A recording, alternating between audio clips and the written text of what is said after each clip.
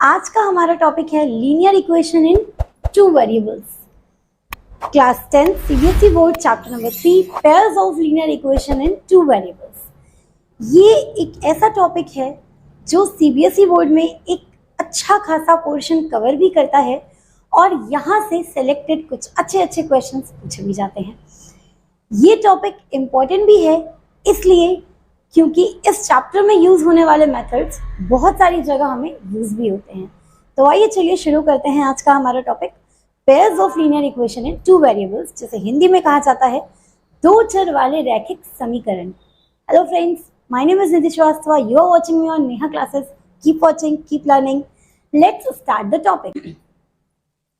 Linear equation in two variables, CBSE board class 10th mathematics chapter number 3। इसका नाम है पूरा pairs of linear equation in two variables, दो चर वाले रैखिक समीकरण। ये होता क्या है? देखिए, pairs of linear equation in two variables, यहां पर मैंने लिखा है linear equation in two variables यानी दो चर वाले रैखिक समीकरण। ये होता क्या है समझने की कोशिश करिएगा।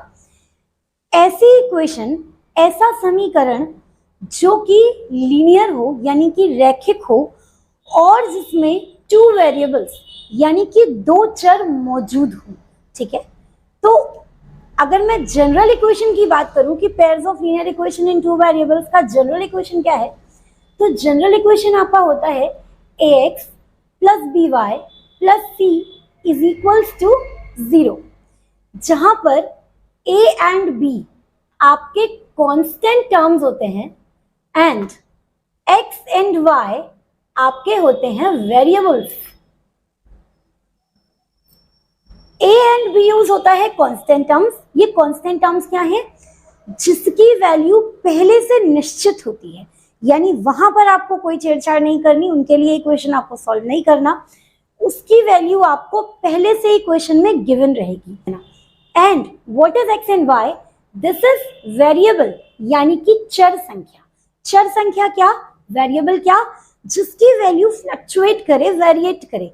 यानी जैसे जैसे आप इस इक्वेशन में, अगर मैं इस इक्वेशन को सॉल्व करना चाहूं तो देखिए, मैं इसे ऐसे भी तो लिख सकती हूं ax plus by is equals to c।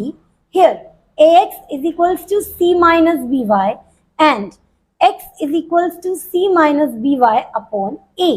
यानी कि इस इक्वेशन में मैं जैसे जैसे y की वैल्यू पुट करते जाऊंगी वैसे वैसे मुझे x की कोई ना कोई वैल्यू मिलते जाएगी, यानी कि दोनों वैल्यू एक दूसरे पर डिपेंडेंट हैं। ठीक है, ये चर संख्या कहलाती हैं।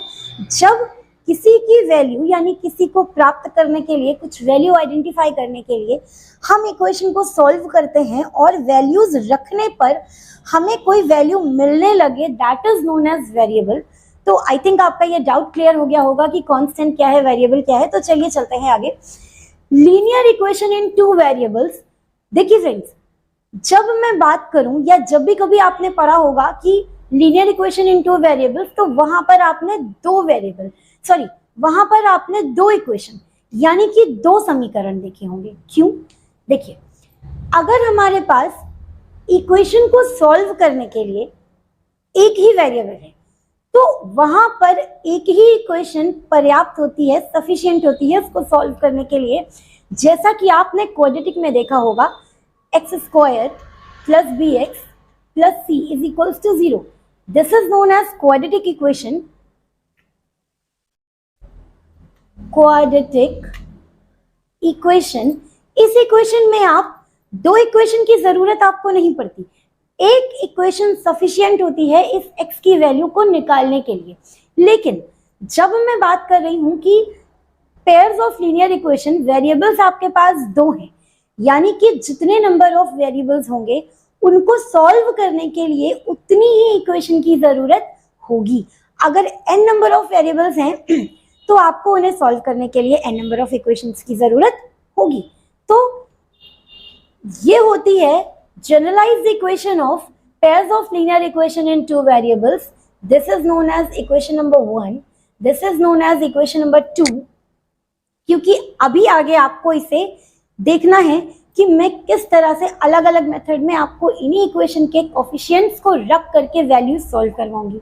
तो इस इक्वेशन को अपनी नोटबुक में इसी वक्त नोट डाउन कर लीजिएगा और ये जनरलाइज्ड इक्वेशन को दिमाग में एकदम सेट कर लीजिएगा, क्योंकि अगर आपका ये इक्वेशन पर माइंड सेट हो गया तो सारे फॉर्मूले, सारे मेथड्स आपकी उंगलियों पर और चुटकियों में सॉल्व होने लगेंगे। तो चलिए चलते हैं आगे। इसके बाद आता है टाइप्स ऑफ लीनियर इक्वेशन, यानी कि लीनियर इक्वेशन को कितने टाइप्स में डिवाइड किया गया। पहला टाइप आता है इसका कंसिस्टेंट, यानी जब लीनियर इक्वेशन को डिवाइड किया गया कंसिस्टेंट में। दूसरा टाइप आता है इनकंसिस्टेंट, यानी कि पेयर्स ऑफ लीनियर इक्वेशन को दो टाइप्स में डिवाइड किया गया है।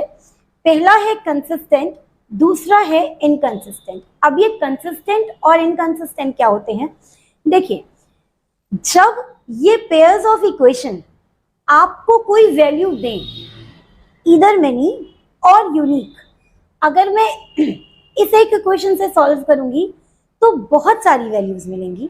सिमिलरली ये दोनों इक्वेशंस अगर आपको मेनी सॉल्यूशन यानी बहुत सारी वैल्यूज दें या फिर यूनिक सॉल्यूशन यानी कि एक ही वैल्यू दें, किसकी, x या y की, वैल्यू किसकी मिलने वाली है आपको, x या तो y की, उस कंडीशन में आपके गिवन ऑफ इक्वेशन कहलाते हैं कंसिस्टेंट इक्वेशन, यानी उनकी कंसिस्टेंसी है। अगर पेयर ऑफ इक्वेशन वैल्यू देते हैं ईदर मेनी और यूनिक तो वो इक्वेशन कहलाते हैं कंसिस्टेंट। बट अगर यही पेयर्स ऑफ लीनियर इक्वेशन कोई भी सॉल्यूशन ना दे, किसका, x y का, यानी जहां पर आप x या y की कोई भी वैल्यू फाइंड ना कर पाए, उस केस में ये इक्वेशंस कहलाते हैं इनकंसिस्टेंट। क्लियर, चलिए देखते हैं आगे। कंसिस्टेंट और इनकंसिस्टेंट, यानी कि जो आपके इक्वेशंस दिए गए हैं वो कंसिस्टेंट है या इनकंसिस्टेंट। एनसीईआरटी में सबसे पहला टॉपिक यही है कि पेयर्स ऑफ इक्वेशन जो आपको दिए गए हैं वो कंसिस्टेंट हैं या इनकंसिस्टेंट हैं, उसको चेक कैसे करें। इसीलिए मैंने आपसे कहा था कि इसे जरूर याद कर लीजिएगा। इसको चेक करने के लिए देखिए चेक कैसे करते हैं। अगर हमारा पेयर ऑफ इक्वेशन कंसिस्टेंट है तो वो हमें दो तरह की वैल्यूज देगा, a1/a2 is equal to b1/b2 and is equal to c1/c2, sorry, is equal to c1/c2। यानी कि अगर हमारा इक्वेशन कंसिस्टेंट है और वो मेनी सॉल्यूशन देगा तो आपकी जो वैल्यू आएगी, यानी जिस कंडीशन पर रख करके आप उसे चेक कर सकते हैं, वो कंडीशन है this one, a1/a2 is equal to b1/b2 and is equal to c1/c2। अब ये क्या है, ये a1/a2 is the coefficients of x, यानी कि इक्वेशन नंबर 1 और 2 में x के coefficients is equal to equation 1 and 2 में y के coefficients and equation number 1 and 2 में दोनों कांस्टेंट टर्म्स। इस रेशियो से, ये आप यहाँ पर देख पा रहे हैं, इस रेशियो से हम चेक कर सकते हैं कि हमारा गिवन इक्वेशन मेनी सॉल्यूशन के लिए है या नहीं। अगर मेनी सॉल्यूशन के लिए है तो वो कंसिस्टेंट है और मेनी सॉल्यूशन देगा। अब अगर हमारा pairs of linear equation consistent तो है मगर वो यूनिक सॉल्यूशन देगा, तो उसके लिए कंडीशन क्या होगी, तो उसके लिए कंडीशन होगी a1/a2 is not equal to b1/b2 but is equal to c1/c2। यानी कि पेयर्स ऑफ लीनियर इक्वेशन में x और y के कोफिशिएंट्स आपस में इक्वल नहीं हैं, but that is equal to c1/c2। ये कंडीशन है आपकी मेनी सॉल्यूशन के लिए और ये कंडीशन है आपकी यूनिक सॉल्यूशन के लिए। ठीक है, आइए चलते हैं अब। अगर हमारा pairs of linear equation no solution दे रहा है, यानी कि इक्वेशन अब हमारा कैसा है, इनकंसिस्टेंट, उसके लिए क्या कंडीशन होती है, a1/a2 is equal to b1/b2 but is not equal to c1/c2। ठीक है, यानी कि पेयर्स ऑफ लीनियर इक्वेशन आपका a1/a2 और b1/b2 तो आपस में इक्वल हो सकते हैं, but it should not be equal to c1/c2। तो ये कंडीशंस आपको एकदम लर्न कर लेनी है क्योंकि इन्हीं कंडीशंस को यूज करके हम आगे इक्वेशंस को सॉल्व करने वाले हैं। तो टेक अ स्क्रीनशॉट। इनकी इक्वेशंस की कंडीशंस हमने पढ़ ली, यानी कि many solution, unique solution and no solution की कंडीशन हमने देख ली। अब देखते हैं इन्हें ग्राफिकली, यानी कि अगर आपसे ये पूछा जाए कि पेयर्स ऑफ लीनियर इक्वेशन जो आपको दी गई है ये इस ग्राफ को रिप्रेजेंट कर रही है तो कौन सा इक्वेशन बनाएगी, या फिर वो मेनी सॉल्यूशन को रिप्रेजेंट कर रही है तो उसका ग्राफ कैसा फॉर्म होगा। देखिए, मेनी सॉल्यूशन के लिए ग्राफ आता है कोलिनियर, यानी कि एक ही लाइन पर दोनों इक्वेशन के ग्राफ रिप्रेजेंट होते हैं। जब अभी मैं आगे इसे आपको सॉल्व करना बताऊंगी, किसी एग्जांपल को लेकर के सॉल्व करूंगी कोई इक्वेशन, तब आप देख पाएंगे कि दोनों इक्वेशन को जब हम ग्राफ पर प्लॉट करते हैं तो वहां पर दोनों इक्वेशन के लिए एक ही लाइन सफिशिएंट होती है, that is known as collinear line. वो हमारी दोनों इक्वेशन को रिप्रेजेंट करती है। नाउ अगर मैं बात करूं यूनिक सॉल्यूशन की, यूनिक सॉल्यूशन अपने नाम से ही बता रहा है कि वो यूनिक सॉल्यूशन देगा, यानी x और y की एक ही वैल्यू आएगी। तो आपने ये पढ़ा होगा छोटी क्लासेस में कि दो लाइंस अगर एक दूसरे को कट करती हैं तो वो सिर्फ और सिर्फ एक ही पॉइंट पर कट कर सकती हैं, यानी कि दो लाइंस का इंटरसेक्शन जो पॉइंट आता है, इंटरसेक्टिंग पॉइंट जो आता है, दैट इज ऑल्सो यूनिक। आप इस तरह से कोरिलेट करके भी याद कर सकते हैं। इनके लिए जो आपको ग्राफ प्लॉट होगा दैट इज इंटरसेक्टिंग ग्राफ। ये देखिए, दोनों लाइन एक दूसरे को यहां पर इंटरसेक्ट कर रही है। एक इक्वेशन को रिप्रेजेंट करेगा, दूसरी लाइन दूसरे इक्वेशन को रिप्रेजेंट करती है। अब अगर बात करते हैं इनकंसिस्टेंट में नो सॉल्यूशंस की, यानी कि पैरेलल लाइंस। अब अगर बात करते हैं इनकंसिस्टेंट में नो सॉल्यूशन की, यानी कि जो इक्वेशन दी गई है, पेयर्स ऑफ इक्वेशन जो आपको दिए गए हैं वो इनकंसिस्टेंट हैं या नो सॉल्यूशन दे रहे हैं, तो वहां पर आपको जो ग्राफ रिप्रेजेंट होगा वो कैसा होगा, वो होगा आपका पैरेलल लाइंस। ये आप कैसे याद रखेंगे, पैरेलल लाइंस जिस तरह से आपस में कभी नहीं मिलती, रेल की पटरी देखी होगी आपने कि आपस में कहीं मिलती है, कहीं नहीं मिलती। सिमिलरली हमें ये पता है कि पैरेलल लाइंस आपस में कहीं इंटरसेक्ट नहीं करती, एक दूसरे को कनेक्ट नहीं होती हैं, तो नो सॉल्यूशन यानी कि नहीं और नहीं। तो नो सॉल्यूशन के लिए कैसा ग्राफ आता है, पैरेलल लाइन। एक लाइन एक इक्वेशन को रिप्रेजेंट करती है और दूसरी लाइन दूसरे इक्वेशन को रिप्रेजेंट करती है। यहाँ पे थोड़ा कट करना। तो ये तो मैंने आपको बता दिया कि टाइप्स ऑफ लीनियर इक्वेशन को कैसे डिवाइड किया गया, कितनी तरह से, कंसिस्टेंट, इनकंसिस्टेंट। कंसिस्टेंट में दो type, many solution, unique solution, and इसमें आता है नो सॉल्यूशन। सबके ग्राफ्स बता दिए, कंडीशंस बता दी। अब इस पर क्वेश्चंस पुटअप कैसे किया जाता है वो देख लेते हैं।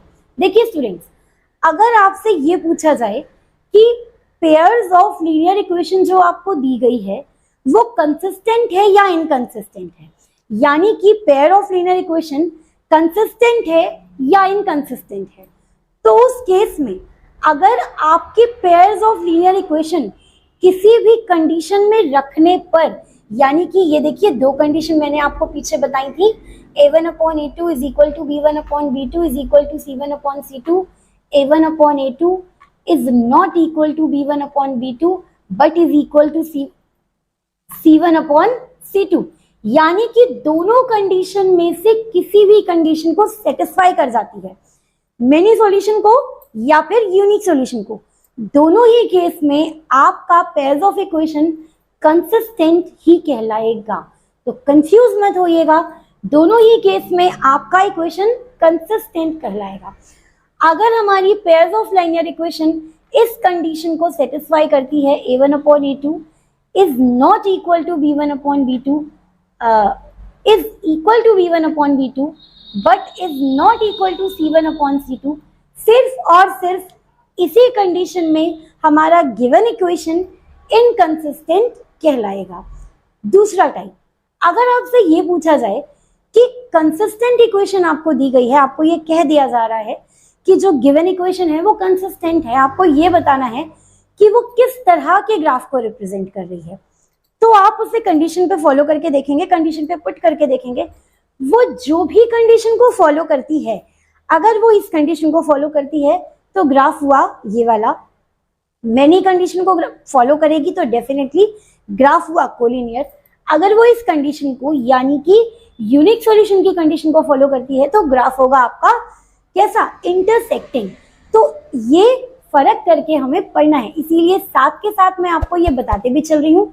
तो देरी किस बात की है, पेन और कॉपी निकालिए और सारे पॉइंट नोट डाउन करते चलिए। इसके बाद जब हम करेंगे अपने super special super fast top 50 questions इस चैप्टर के, जो बोर्ड एग्जाम में डेफिनेटली पूछे जाते हैं, यकीन मानिए ये चैप्टर आपसे बच नहीं पाएगा। इस चैप्टर के सारे क्वेश्चंस आप बोर्ड एग्जाम में यूं करके चले आएंगे जैसे बस फटाफट से होता जा रहा है। लीनियर इक्वेशन को सॉल्व करने के लिए एनसीईआरटी में 3 मेथड्स बताए गए हैं, जिनमें से ये मेथड नंबर 3 जो है क्रॉस मल्टीप्लिकेशन मेथड, ये पिछले कुछ सालों से सिलेबस से कट कर दिया जा रहा है, डिडक्ट कर दिया जा रहा है, बट ये मेथड भी पढ़ना उतना ही जरूरी है जितने कि ये दोनों मेथड्स। तो लीनियर इक्वेशन को सॉल्व करने के लिए बेसिकली 3 मेथड्स हैं। Method number 1 that is known as substitution method, जहां पर हम किसी वैल्यू को कहीं पर सब्स्टिट्यूट करते हैं, यानी कि प्रतिस्थापन करते हैं, उसको उसकी जगह रखते हैं। दूसरी वैल्यू आती है, दूसरा मेथड आता है एलिमिनेशन मेथड, यानी कि जहां पर हम एलिमिनेट करके, गायब करके, x या y किसी एक वैल्यू को एलिमिनेट करके वैल्यू को फाइंड आउट करते हैं। तीसरा आता है क्रॉस मल्टीप्लिकेशन मेथड। तो ज्यादा इनके बारे में डिटेल में नहीं बताऊंगी, एक एक करके आपको इनका मेथड, साथ में इन पर क्वेश्चंस कंप्लीट डिटेल में दूंगी। तो चलिए शुरू करते हैं। सबसे पहले हम सीखते हैं कि अगर हमें कोई इक्वेशन दिया हुआ है, कोई क्वेश्चन दिया हुआ है, तो उस क्वेश्चन के स्टेटमेंट से किसी भी इक्वेशन को फ्रेम कैसे करते हैं, यानी कि यहाँ पर जो भी इंफॉर्मेशन आपको दी है, हम इससे अपनी इक्वेशन को कैसे प्रिपेयर करेंगे। Aftab tales his daughter, Aftab ने अपनी बेटी से कहा 7 years ago, यानी 7 साल पहले, I was 7 times as old as you were then, यानी कि उस समय तुम जितनी भी बड़ी थी उससे मैं 7 गुना यानी कि 7 times ज्यादा था। कितना था? 7 times ज्यादा था। Also 3 years from now, अब से 3 साल के बाद, I shall be 3 times as old as you will be. 3 साल के बाद तुम जितनी भी बड़ी रहोगी उससे मैं 3 गुना यानी कि 3 times ज्यादा रहूंगा। Express this equation algebraically and graphically. Algebraically क्या होता है कि जब हम किसी इक्वेशन को किसी स्टेटमेंट से इक्वेशन फॉर्म में लिखते हैं, उसे हम कहते हैं अल्जेब्रिकल रिप्रेजेंटेशन। और अभी जो मैंने पीछे आपको ग्राफ बताया, उस इक्वेशन को सॉल्व करके जब हम उससे ग्राफ प्लॉट करते हैं तो हम उसे कहते हैं ग्राफिकल रिप्रेजेंटेशन। ठीक है, तो सबसे पहले हम इसका इक्वेशन फ्रेम करना शुरू करते हैं। देखिए स्टूडेंट्स, यहाँ पर प्रेजेंट एज की कहीं पर बात नहीं हो रही है। आपसे जो भी कुछ कहा जा रहा है वो या तो उसके पास्ट और या फिर उसके फ्यूचर के बारे में कहा जा रहा है, यानी कि जो भी प्रेजेंट एज है दोनों की, वो हमें इस इक्वेशन में, इस क्वेश्चन में ना तो कहीं दी गई है ना ही उसके बारे में जिक्र हुआ है। तो सबसे पहले हम क्या अज्यूम करते हैं कि लेट अस अज्यूम या let us take daughter's age, यानी कि बेटी की उम्र x इयर्स है। बेटी की उम्र x इयर्स है। कब की age? Let us take present age of the daughter, यानी जो भी कुछ मैं ये अज्यूम कर रही हूं ये प्रेजेंट एज की बात हो रही है। सिमिलरली फादर्स एज, यानी कि फादर्स एज यानी कि पिता की उम्र है y ईयर्स। ये जो दोनों बातें कही मैंने, ये हैं बातें प्रेजेंट एज की, यानी कि let us assume daughters as is x years and father's age is y year। कब की? प्रेजेंट। अब उसने पहली कंडीशन आपको दी कि 7 years ago, यानी कि 7 साल पहले। तो डॉटर्स एज 7 साल पहले बेटे की उम्र क्या रही होगी? मान लीजिए अगर अभी आपकी उम्र 20 साल है तो 7 साल पहले आप कितने के रहे होंगे? Correct, 13 year. यानी कि जो भी हम पिछला या अगले की बात करते हैं वो हम प्रेजेंट एज के अकॉर्डिंग कैलकुलेट कर पाते हैं। मान लीजिए अभी मेरी प्रेजेंट एज है 29 ईयर, तो 7 साल पहले मैं कितने की रही होंगी? डेफिनेटली 22 ईयर्स की। यानी कि प्रेजेंट एज माइनस 7 ईयर्स, ये हो गया डॉटर का एज। कब? 7 साल पहले। सिमिलरली फादर्स एज, यानी पिता की उम्र कितनी रही होगी? अगर वो अभी y ईयर्स के हैं तो अकॉर्डिंग टू द सिचुएशन वो 7 साल पहले रहे होंगे y ईयर्स, यानी 7 माइनस y ईयर्स के। अब आपको सिचुएशन क्या कह रही है कि पिता ने पुत्री से कहा I was 7 times as old as you, यानी जितनी बड़ी तुम थी उससे मैं 7 गुना ज्यादा था।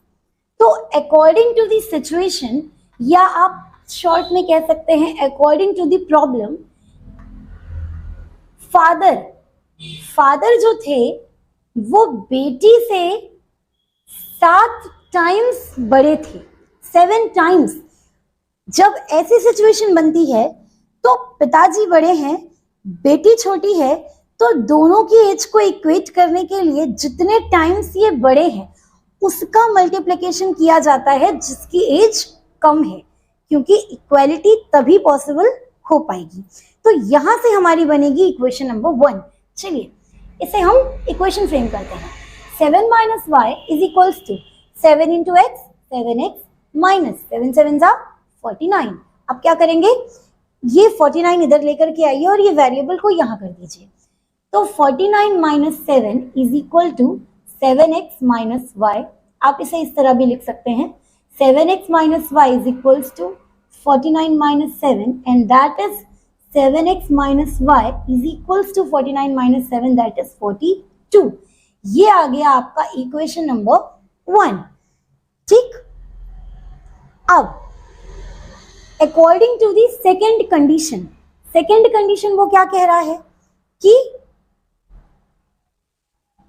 3 years फ्रॉम नाउ, यानी अब से 3 साल के बाद डॉटर की एज क्या रही होगी?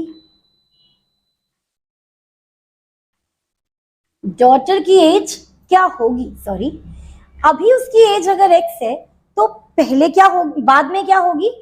x प्लस 3, यानी कि अभी मेरी एज 29 है तो 3 साल के बाद में 29 प्लस 3 दैट इज 32। सिमिलरली अभी उसकी एज x है तो 3 साल के बाद x प्लस 3 ईयर्स की वो हो जाएगी। एंड फादर्स एज ये हो जाएंगे y plus 3 years। Now, similarly, according to the given condition या according to the problem, according to the situation, आपको क्या कहा गया है? पिता ने पुत्री से कहा, आफ्ताब ने अपनी बेटी से क्या कहा? I shall be 3 times as old as you will be। तुम 3 साल के बाद जितनी बड़ी होगी मैं तुमसे thrice होऊंगा, यानी 3 times होऊंगा। उसके लिए क्या कंडीशन बनेगी? पिता, ये हो गए आफ्ताब, ये 3 टाइम्स हैं किसके? 3 टाइम्स हैं किसके? x प्लस 3, यानी अपनी बेटी के। ये आपका बनेगा इक्वेशन नंबर 2। यहां से फॉर्म होगी सेकेंड कंडीशन की दी गई इक्वेशन। तो ये हो जाएगा y plus 3 is equals to 3x plus 3 3 9 that is y। अच्छा, इसको चेंज कर देते हैं, तो ये हो जाएगा y, इसको यहां पर प्लेस कर दीजिए। ये 3x इधर आकर माइनस हो जाएगा इज इक्वल्स टू 9, ये 3 इधर आएगा तो माइनस तो यहां से सेकेंड इक्वेशन आएगी y minus 3x is equals to 9 minus 3 that is 6। ये हुई आपकी इक्वेशन नंबर 2। तो ये जो यहाँ पर दो इक्वेशन आई, this is the algebraic representation of this equation. यानी यहाँ पर जो भी कंडीशन आपको दी है उससे आपने ये दोनों इक्वेशंस फ्रेम की and that is known as algebraic representation. अब इसके आगे क्या पूछ रहा है, ग्राफिकल रिप्रेजेंटेशन, यानी ग्राफिकली भी हमें इसे शो करना है। तो आइए देखते हैं कि इन दोनों से ग्राफिकल इक्वेशन यानी इनको ग्राफिकली कैसे हम सॉल्व करते हैं। Have a screenshot. देखा कि इस क्वेश्चन से अलजेब्रिकली हमने किस तरह से दो इक्वेशन निकाली, किस तरह से दो इक्वेशन फाइंड की। अब इनकी मदद से हमें क्या सॉल्व कर रहे हैं, ग्राफिकली, यानी कि इन दोनों इक्वेशंस की हेल्प से हमें ग्राफिकल रिप्रेजेंटेशन भी देना है इस क्वेश्चन के लिए। तो देखिए, ग्राफिकल रिप्रेजेंटेशन देने के लिए एक तो तरीका जो एनसीईआरटी में बताया गया है कि हिट एंड ट्रायल मेथड से एक एक इक्वेशन को सॉल्व किया जाता है। पहले हम वही तरीका देखेंगे। पहली इक्वेशन है 7x minus y is equals to 42। यहाँ पर करते क्या है, x या y किसी भी एक वेरिएबल को इधर रखते हैं और दूसरे वेरिएबल को इज इक्वल टू के यानी राइट साइड शिफ्ट कर देते हैं। अब देखिए फ्रेंड्स, आप इसको भी इधर ले आ सकते हैं, इसको भी इधर ले आ सकते हैं, मगर करना क्या है, जो काम आसान लगे। y के पास कोई भी कोफिशिएंट नहीं है, ध्यान रखिएगा। कोशिश यही कीजिएगा जिस वेरिएबल के पास कोफिशिएंट ना हो, या तो मल्टीपल ऑफ 2 हो, मल्टीपल ऑफ 5 हो, या फिर इवन नंबर हो। सबसे पहली कोशिश कि वेरिएबल के पास कोफिशिएंट हो ही नहीं, हो तो 2 के मल्टीपल में हो, 5 के मल्टीपल में हो, या फिर किसी इवन नंबर के मल्टीपल में हो। उसी वैल्यू को इस साइड रखने से हमारी इक्वेशन आसानी से सॉल्व हो जाती है। और अगर ऐसा नहीं है फिर तो कुछ ना कुछ करना ही पड़ेगा।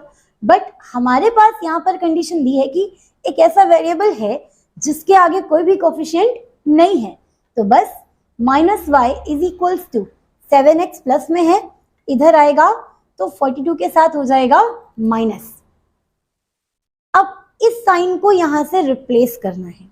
इस साइन को रिप्लेस करने के लिए क्या करिए, पूरी इक्वेशन में माइनस से कर दीजिए इनटू।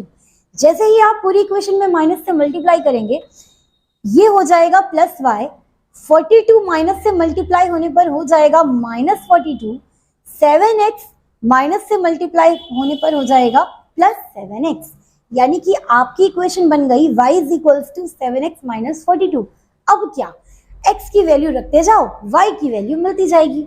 चलिए इसके लिए हम बना लेते हैं एक छोटा सा बॉक्स, x और यहाँ पर y।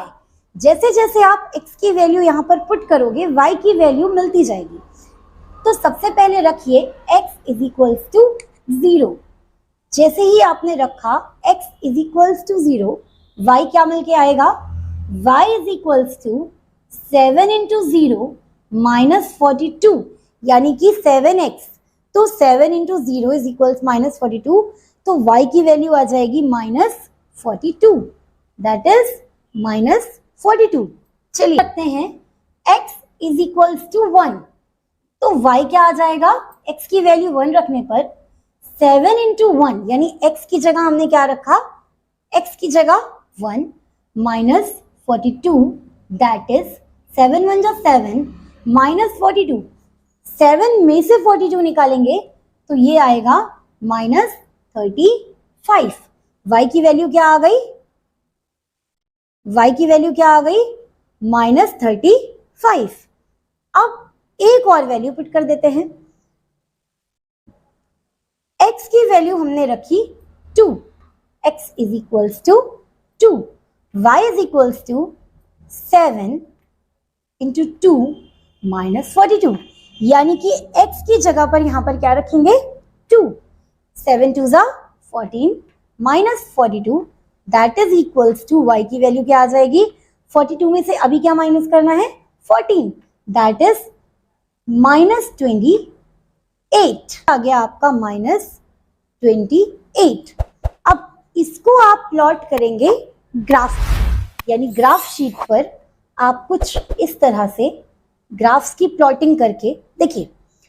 एक्स एक्सिस पर आपको जो पॉइंट्स मिल रहे हैं वो क्या हैं, 0 1। आइए इसको थोड़ा बड़ा सा बना लेते हैं तो ये समझने के लिए और भी आसान हो जाएगा। प्लेन पर हम इसे समझते हैं। एक्स के पास जो पॉइंट्स आ रहे हैं वो कैसे पॉइंट्स हैं, 0 1 2, आगे आप रख सकते थे 3 4 एक्सेट्रा। तो इसको ड्रॉ करने के लिए अगर तो आप ऐसी वैल्यूज लेंगे कि आपने एक्स एक्सिस पर वैल्यू ली 1 2 3 4 5, -1 -2 -3 -4, ठीक है। लेकिन y एक्सिस पर भी अगर आप इसी तरह की वैल्यू लोगे कि 1 2 3 4 5 तो आप प्लॉट करते ही जाओगे। यहां अगर आप ध्यान से ऑब्जर्व करें तो ये जितने भी नंबर हैं ये 7 के मल्टीपल हैं। तो हम ऐसा भी ले सकते हैं कि 1 यूनिट इज इक्वल्स टू 7, यानी एक यूनिट बॉक्स आपका 7 को रिप्रेजेंट करेगा। तो ये आ जाएगा 7 14 21 35 या फिर 42। नीचे चलते हैं, -7 -14, सॉरी थोड़ा सा पास हो गया। अब आप लोग ग्राफ पे बनाओगे ना तो एग्जैक्ट वैल्यू देगा ये, -14 -21 -35 -42, ठीक है। तो इस तरह से अगर आप ग्राफ प्लॉट करोगे तो आपको कहीं पर भी कोई इश्यू नहीं आएगा। पहला पॉइंट क्या है, 0, -42। देखिए फ्रेंड्स, ये बात हमेशा याद रखिएगा, क्लास 9th में हमने ये ऑलरेडी चैप्टर पढ़ भी रखा है कि वैल्यूज हमेशा, यानी किसी कार्टेशियन प्लेन पर जो वैल्यूज पॉइंट करी जाती हैं वो हमेशा x,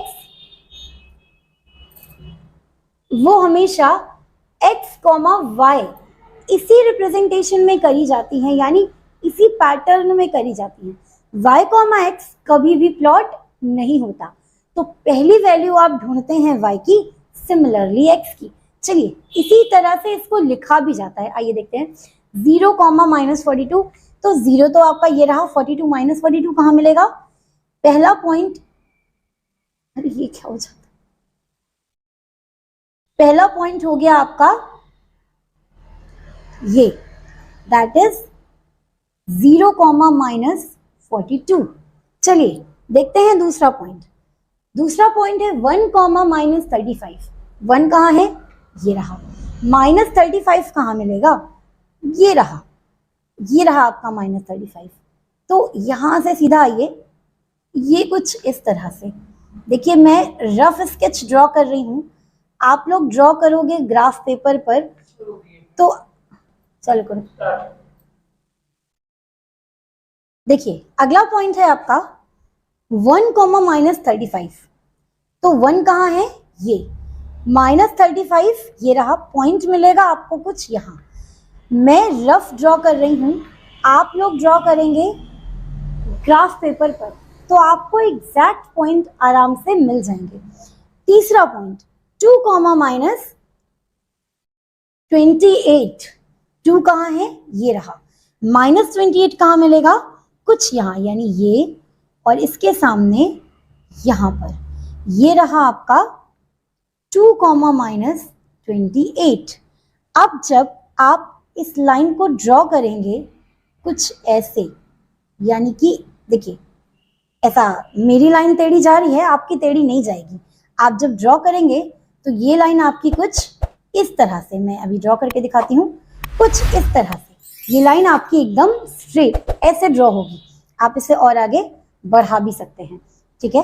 तो पहले इक्वेशन से सॉल्व करके आपको ये वाली लाइन मिली। जब इस लाइन को ड्रॉ कर लेते हैं तो इस पर इक्वेशन जरूर लिख दीजिएगा। ये है आपकी कौन सी इक्वेशन, किस इक्वेशन के लिए हमने इसे सॉल्व किया है, ये इक्वेशन है आपकी 7x - y = 42। 7x - y = 42। चलिए अब देखते हैं इक्वेशन नंबर 2 के लिए। इक्वेशन नंबर 2 क्या है? y minus 3x is equals to 6। देखिए अभी मैंने पहले बताया था कि ऐसा कोएफिशिएंट, ऐसा वेरिएबल हमें चूज करना होता है जिसके आगे कोएफिशिएंट्स पहली कंडीशन की ना दिए हों, सॉल्व करने में आसान होता है। तो यहाँ सामने ही है, ये हो जाएगा y is equals to 6 plus 3x। Simple. अब देखिए जैसे जैसे आप x की वैल्यू रखते जाएंगे आपको y की वैल्यू मिलती जाएगी। बहुत सिंपल है। x ये रहा आपका y। चलिए x को प्लॉट करेंगे, y मिलेगा फटाफट से। x को रखा 0 तो 6 minus 3 into something that is 6। x को रखा आपने 1 तो 3 1 जा 3, तो ये क्या हो जाएगा 6 प्लस 3 दैट इज 9।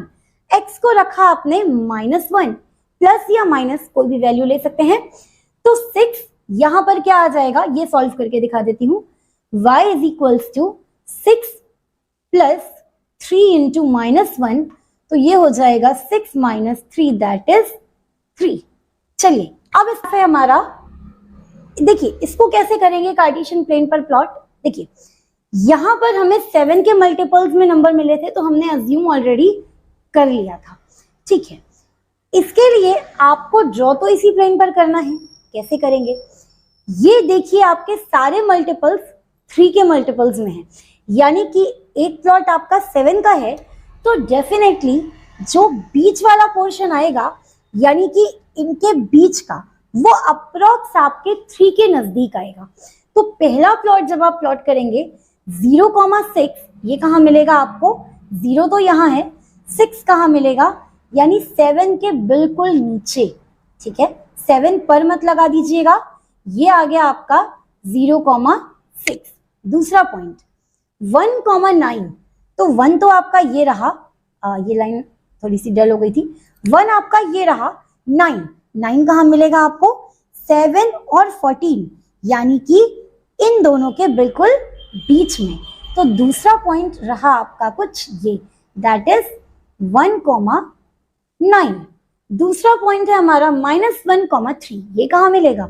-1 है आपका यहाँ पर और 3 फिर से यहीं पर मिल जाएगा, दैट इज यहाँ पर अप्रॉक्स यहाँ पर। तो ये हो गया आपका -1,3। अभी मैंने आपको पहले भी बताया था कि जब आप इसे ड्रॉ करेंगे तो मेरी लाइन थोड़ी सी टेढ़ी हो सकती है, लेकिन आप जब इसे ड्रॉ करोगे तो ये आपको कुछ इस तरह से प्लॉट करके देगा। क्योंकि ये मैं रफ स्केच ड्रॉ कर रही हूँ, आप इसे जब ड्रॉ करेंगे तो ये आपको एक स्ट्रेट लाइन प्रोवाइड करेगा। तो दूसरी इक्वेशन आपकी क्या है? y minus 3x is equals to 6।